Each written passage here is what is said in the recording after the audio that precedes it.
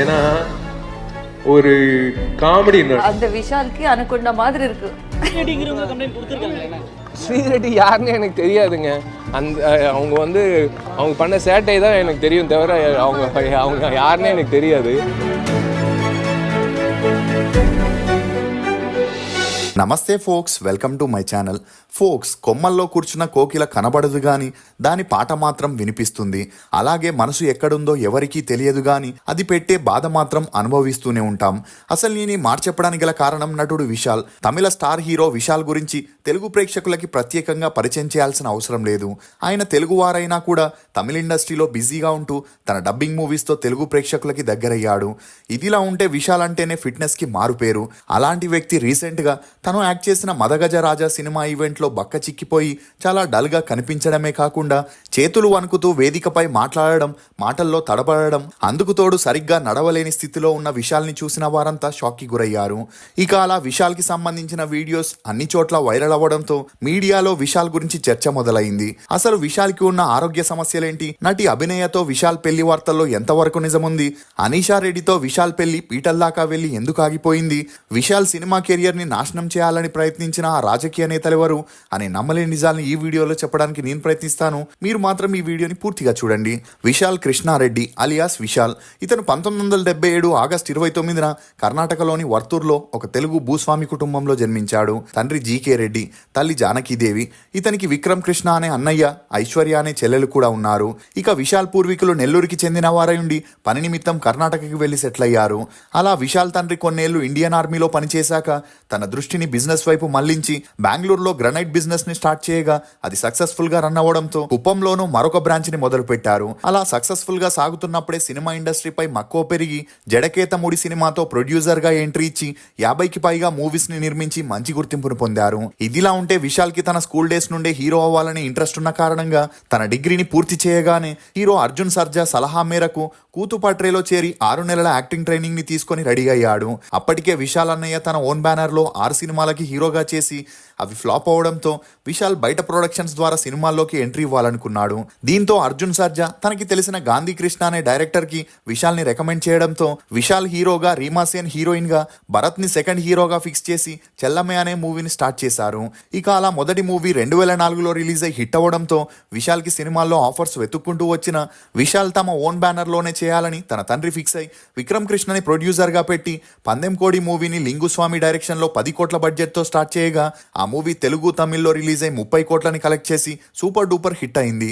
దీంతో విశాల్ తన కెరియర్ లో వెనక్కి తిరిగి చూడాల్సిన అవసరమే రాలేదు. అలా ఆ తర్వాత పొగరు, శివపట్టిగారం, మలై కోటై, సత్యం అని బ్యాక్ టు బ్యాక్ మూవీస్ చేస్తూ తమిళ్లో స్టార్ హీరోగా ఎదిగాడు. ఇక ఇదిలా ఉంటే విశాల్ వరలక్ష్మి శరత్ కుమార్ ని ఒక పార్టీలో కలవగా వీరిద్దరికి అక్కడ మంచి పరిచయం ఏర్పడి ఆ పరిచయం కాస్త నిదానంగా సన్నిహిత్యంగా మారి వీరిద్దరూ డేట్ చేయడం మొదలెట్టారు. అలా వీరిద్దరికి మంచి అండర్స్టాండింగ్ రావడంతో పందెం కోడి 2, మదగజ రాజా అనే మూవీస్ లో కలిసి యాక్ట్ చేస్తూ వీరిద్దరూ తమ రిలేషన్ ని ఓపెన్ గానే మీడియా ముందు వ్యక్తపరుస్తూ పార్టీస్, ఫంక్షన్స్, వెకేషన్స్ అని ఎంజాయ్ చేస్తుండేవారు. ఇదిలా ఉంటే వరలక్ష్మి తండ్రి అయిన శరత్ కుమార్ 2017లో Tamil film producer council election లో పోటీ చేయగా అతనికి పోటీగా విశాల్ నిలబడడంతో వరలక్ష్మి తన తండ్రికి సపోర్ట్ చేయకుండా విశాల్ కే సపోర్ట్ చేస్తూ ప్రచారంలో కూడా పాల్గొనింది. దీంతో వీరిద్దరూ త్వరలోనే పెళ్లి చేసుకోబోతున్నారనే వార్తలు వినిపించాయి. అలా 2017 ఎలక్షన్స్ లో విశాల్ శరత్ కుమార్ ని ఓడించి ప్రెసిడెంట్ గా గెలవగా తన ఓటమిని తట్టుకోలేని శరత్ కుమార్ విశాల్ మరియు వరలక్ష్మి రిలేషన్ కి ఫుల్ స్టాప్ పెట్టాలనుకున్నాడు. ఇక అదే సమయంలో వరలక్ష్మి పేరు హీరో సంతోష్ ప్రతాప్ తో మీడియాలో గట్టిగా వినిపిస్తూ వీరిద్దరూ షూటింగ్ పూర్తయ్యాక కలిసి బయటికి వెళ్తున్నారని, వీకెండ్ పార్టీస్ లో పాల్గొంటున్నారని, అందుకు సంబంధించిన కొన్ని పిక్స్ కూడా బయటికి రావడంతో విశాల్ కి, వరలక్ష్మికి ఇదే విషయంలో మనస్పర్ధాలు వచ్చి అవి గొడవలుగా మారి తారస్థాయికి వెళ్లడంతో ఎంగేజ్మెంట్ దాకా వెళ్లిన వీరి ప్రేమ బంధం బ్రేకప్ తో ముగిసింది. ఇదిలా ఉంటే సౌత్ ఇండియన్ నటీనటులు ఒక్కసారైనా డైరెక్టర్ బాలాతో వర్క్ చేయాలనుకుంటారు. అందుకు కారణం అతని క్రియేటివిటీ, మేకింగ్ స్టైల్ అని చెప్పొచ్చు. ఇక అతను ఒక్క ఛాన్స్ ఇస్తే అతను ఏం చెప్పినా చేయడానికి ఆర్టిస్టులందరూ సిద్ధంగా ఉంటారు. ఇక అలా డైరెక్టర్ బాలా వాడు వీడు మూవీని విశాల్, ఆర్యతో ప్లాన్ చేయగా విశాల్ ఆ మూవీతో తన టాలెంట్ ని ప్రూవ్ చేసుకోవాలని మెల్లకన్నుతో యాక్ట్ చేయడమే కాకుండా లేడీ గెటప్ వేసుకొని అందరినీ ఆశ్చర్యపరిచాడు. ఇక ఆ మూవీ షూటింగ్ జరిగేటప్పుడే ఒక సీన్ లో పోలీసులు తనని పట్టుకునేందుకు తరుముకుంటూ వస్తుంటే విశాల్ చెట్టు పైన దాక్కొని పట్టుకొని కిందికి దూకాల్సి ఉంటుంది. అలా ఆ చెట్టు చాలా హైట్గా ఉన్నా కూడా డూప్ లేకుండా చేస్తానని విశాల్ చెట్టుపై నుండి కిందికి దూకేటప్పుడు కాలు జారి కింద పడిపోయాడు. దీంతో తన తలకి దెబ్బ తగలడంతో ఇమీడియట్గా తనని మదురై హాస్పిటల్లో చేర్పించగా అక్కడున్న డాక్టర్లు విశాల్ని చెక్ చేయగా సివియర్గా ఏమీ తగలలేదని, చిన్నగా బ్లీడ్ అయిందని, తగిలిన గాయాలకి స్టిచెస్ వేసి పంపించేశారు. అలా ఆ షూటింగ్ని కంప్లీట్ చేసుకొని ఇంటికి వచ్చిన విశాల్కి కొంతకాలం గడిచాక హెడేక్ రావడం, కళ్ళు బ్లర్గా కనిపించడంతో ఇమీడియట్గా చెన్నైలోని హాస్పిటల్లో చూపించగా బ్రెయిన్ నర్వ్స్ డ్యామేజ్ అయ్యాయని, దానికి ఢిల్లీలో స్పెషలిస్టులు ఉన్నారని చెప్పి విశాల్ని అక్కడికి పంపించేశారు. ఇక అలా ఢిల్లీ హాస్పిటల్లో చెక్ చేసిన డాక్టర్లు విశాల్ కండిషన్ చాలా సివియర్గా ఉందని చెప్పి యుఎస్ఏలోని కాలిఫోర్నియా హాస్పిటల్కి పంపారు. అలా అక్కడ చెక్ చేసిన డాక్టర్లు బ్రెయిన్ నర్వ్స్ డ్యామేజ్కి పర్మనెంట్ ట్రీట్మెంట్ లేదని, మెడిసిన్స్తోనే దాన్ని కంట్రోల్లో పెట్టుకోవాలని, లేదంటే హెల్త్ చాలా సివియర్ అయి హెడేక్, ఫీవర్ తరచూ రావడం, కళ్ళు సరిగ్గా కనిపించక చెవులు కూడా వినిపించకుండా అవుతుందని, అంతేకాకుండా రుచి వాసన తెలియక ఆకలి వేయకుండా నడవడానికి కూడా కష్టమవుతుందని, మాటల్లోనూ తడబాటు వస్తుందని చెప్పడంతో అప్పటి నుండి విశాల్ కుటుంబ సభ్యులు అతన్ని చాలా జాగ్రత్తగా చూసుకుంటూ సరైన సమయానికి మెడిసిన్స్ ఇస్తూ 3 నెలలకు ఒకసారి యుఎస్ఏకి ట్రీట్మెంట్కి కూడా తీసుకెళ్తుండేవారు. ఇక అలా ఒకవైపు ట్రీట్మెంట్ తీసుకుంటూనే మరోవైపు తన ప్రొడ్యూసర్గా, హీరోగా పాండ్యనాడు, నాన్సిగపు మణిధన్, కథక్కలి, విలన్ అనే మూవీస్ చేస్తూ సక్సెస్ఫుల్ ప్రొడ్యూసర్గా ఎదిగాడు. ఇక ఈ క్రమంలోనే హీరోయిన్ లక్ష్మీ మీనన్తో విశాల్కి మంచి పరిచయం పెరిగిన కారణంగా విశాల్ కుటుంబ సభ్యులు లక్ష్మిని విశాల్కిచ్చి పెళ్లి చేయాలనుకున్నారు. కానీ లక్ష్మీ మీనన్ 2012 నాటికి తన వయస్సు 18 ఏళ్ళు మాత్రమే ఉండడం, విశాల్కి 36 ఏళ్ళు అవ్వడంతో లక్ష్మీ మీనన్ ఫ్యామిలీ వీరి పెళ్లికి ఒప్పుకోలేదు. దీంతో వీరి రిలేషన్కి అక్కడికే ఫుల్ స్టాప్ పడిందని చెప్పొచ్చు. ఇదిలా ఉంటే అనీషా అల్లారెడ్డి అనే మోడల్ కమ్ యాక్టర్ అప్పటికే అర్జున్ రెడ్డి, పెళ్లి చూపులు, సెహరి, స్టాండప్ రాహుల్ అనే మూవీలో సపోర్టింగ్ ఆర్టిస్ట్గా చేయగా ఈమెకి కొంతవరకు గుర్తింపు వచ్చింది. ఇక Anisha Reddy father, Vishal father business partners అవ్వడంతో వీరిద్దరికి పెళ్లి చేయాలనుకున్నారు. అలా 6 నెలల డేట్ తర్వాత వీరిద్దరికి మంచి అండర్స్టాండింగ్ రావడంతో విశాల్ మరియు అనీషా పెళ్లికి గ్రీన్ సిగ్నల్ ఇచ్చారు. అలా 2019 మార్చి 15న గ్రాండ్గా వీరి ఎంగేజ్మెంట్ని చేసి 2020 జనవరి 9న పెళ్లి చేయబోతున్నట్లు అనౌన్స్ కూడా చేశారు. కానీ అదే సమయంలో శ్రీరెడ్డి విశాల్పై కొన్ని విమర్శలు చేస్తూ తను ఒక లేడీస్ మ్యాన్ అని, ఛాన్స్ ఇస్తానని తనని వాడుకున్నాడని మీడియాలో చెప్పడంతో ఆ వార్తలు అన్ని చోట్ల హల్చల్ అయ్యాయి. ఇక ఈ విషయంపై విశాల్కి, అనూషారెడ్డికి మనస్పర్ధాలు మొదలై అండర్స్టాండింగ్ కుదరక ఎంగేజ్మెంట్ అయిన 7 నెలలకే, అంటే అక్టోబర్లో వీరిద్దరూ ఎంగేజ్మెంట్ని క్యాన్సిల్ చేసుకున్నారు. ఇక అలా విశాల్కి పర్సనల్ లైఫ్లో ఎన్ని స్ట్రగుల్స్ ఉన్నా కూడా ప్రొఫెషనల్ లైఫ్లో బిజీగా ఉంటూ ఎనిమి, లాఠీ, మార్క్ యాంటోనీ అని కంటిన్యూస్గా మూవీస్ చేస్తూ బిజీ అయ్యాడు. ఇదిలా ఉంటే ఆ మధ్యలో మార్క్ యాంటోనీ మూవీలో హీరోయిన్గా చేసిన అభినయతో విశాల్ ప్రేమలో ఉన్నాడని, త్వరలో వారు పెళ్లి కూడా చేసుకుంటారని, ఎంగేజ్మెంట్ కూడా అయిపోయిందనే వార్తలు వినిపించిన వాటిలో ఎటువంటి నిజం లేదని చెప్పొచ్చు. ఇక అలా విశాల్కి సినిమాల్లో వచ్చిన నేమ్ ఫేమ్తో రాజకీయాల్లోకి కూడా ఎంట్రీ ఇవ్వాలని సరైన సమయం కోసం ఎదురు చూస్తున్నప్పుడే 2015లో జరిగిన తమిళనాడు ఎలక్షన్స్లో జయలలిత యొక్క డిఎంకే పార్టీ గెలిచింది.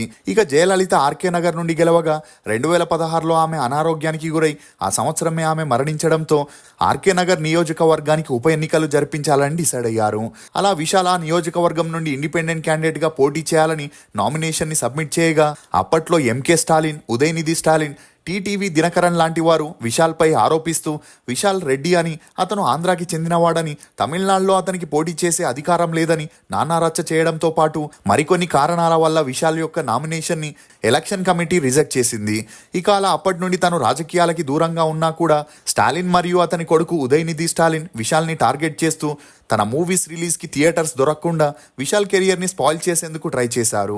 ఇదే సమయంలో విశాల్ ఆక్రోశానికి గురై, మేము మా పనులు చూసుకుంటున్నాం, మా మీద పెట్టే శ్రద్ధ జనాల అభివృద్ధికి పెడితే బాగుంటుందని, ఊరికే నన్ను రెచ్చగొట్టి రాజకీయాల్లోకి రాకుండా చూసుకోండి, లేదంటే తప్పకుండా పార్టీ పెట్టి 2026లో ఎలక్షన్స్ బరిలో నిల్చుంటానని చెప్పడంతో వీరిద్దరి మధ్య ఉన్న ఇష్యూకి ఫుల్ స్టాప్ పడిందని చెప్పొచ్చు.